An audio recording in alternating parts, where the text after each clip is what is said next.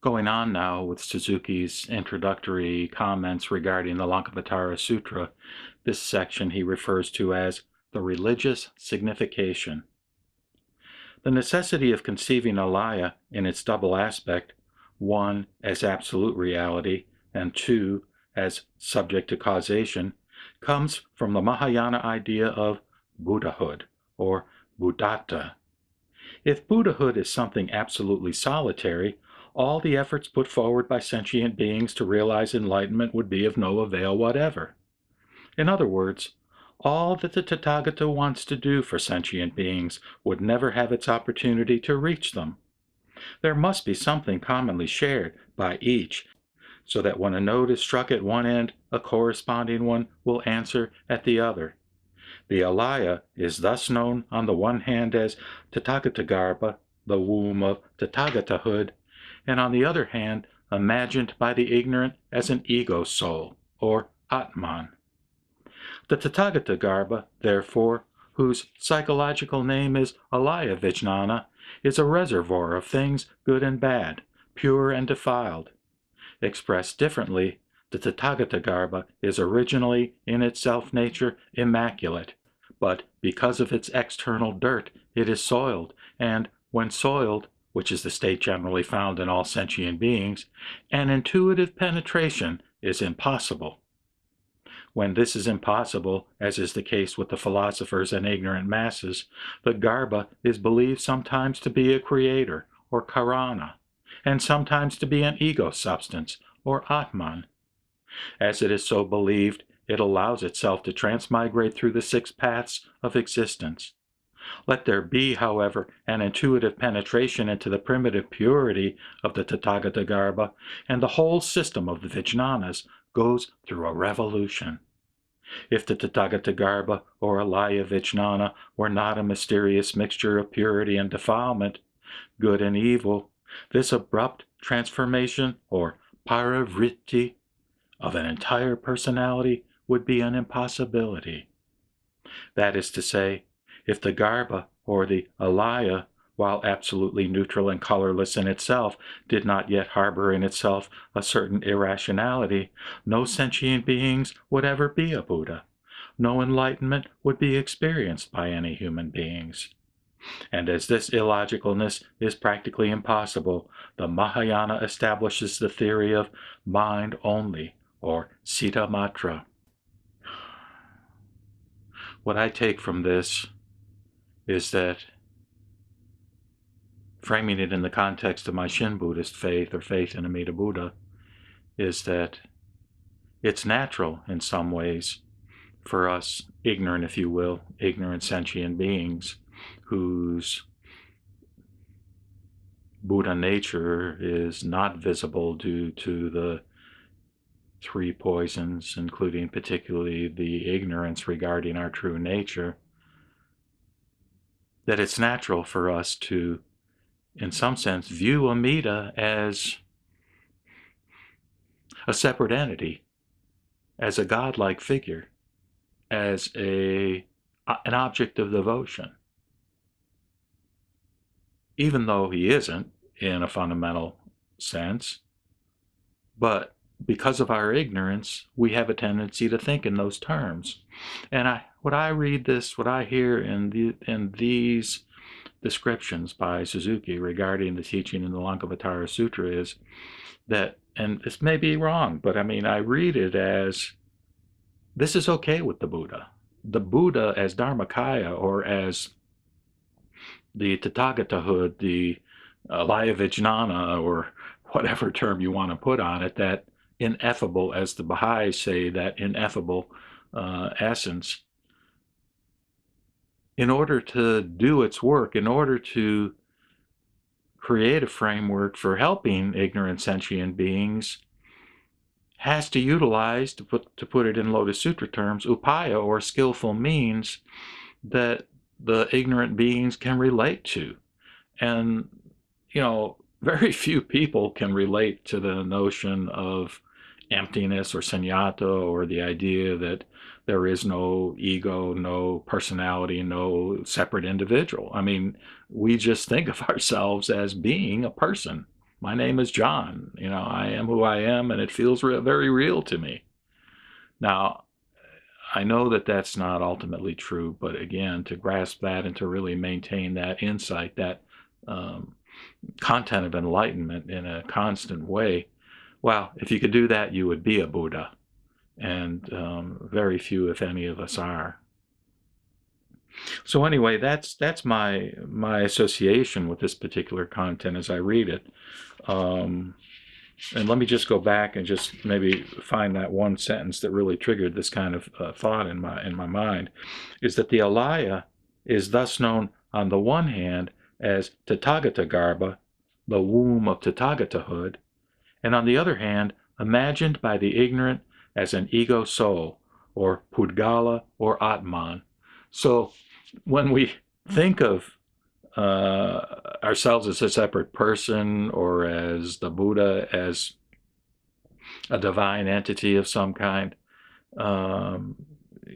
this is our imagination. This is our way of using concepts, which is the tool we have through our thinking mind to fathom the nature of the world. At least, again, at the most superficial level, that's the way we tend to navigate the world. That again, it's only natural for there to be a more dualistic orientation, but what the Mahayana sutras and scriptures ultimately teach us is that there is the potential for what the Lanka is calling that revulsion or transformation or revolution, to where we have an intuitive appreciation for the reality of the non-dual. I'll go on here with one more section, which he calls Ontology and the Twofold Egolessness. And as I recall looking it up one time in terms of definitions, and some of you can correct me if I'm wrong or look it up yourself on Google or Wikipedia, is that ontology is, I think, what is the nature of reality. In considering the theory of mind only, we have to be careful not to understand this term psychologically. Again, not psychologically, not philosophically. It's a concept system that the Yogacara Buddhists had, that Vasubandhu, Ansanga, the creators of the Lankavatara Sutra and the Awakening of Faith Shastra, it's a way that they had to help point us to the intuitive insight regarding the nature of reality, and not to serve as a psychological or philosophical system, even though there's a lot of appeal to it from the standpoint of that kind of level. Mind, or citta, here does not mean our individual mind, which is subject to the law of causation. Absolute citta transcends the dualistic conception of existence. It belongs neither to the Vijnana system nor to our objective world. Therefore, in the Lanka, this citta is frequently described in ontological terms. The most significant one is vastu, which is found coupled with tathata in one place and with arya in another place. In the first case, vastu and tathata are synonymously used. What is tathata? That is vastu. Tathata is to be rendered either suchness or thatness, which is a term most frequently used in the Mahayana text to designate the highest reality ever approachable by prajna, or transcendental wisdom. Tathata, or suchness, is very important.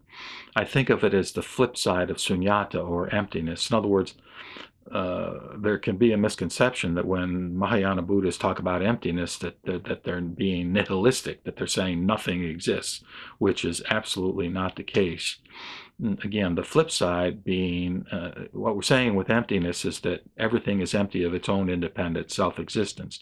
But the flip side is suchness. In other words, this is real, thisness, thatness, suchness, this immediate moment of experience is real. And in some ways, that's the only reality. And that's what we get in touch with through meditation, for example.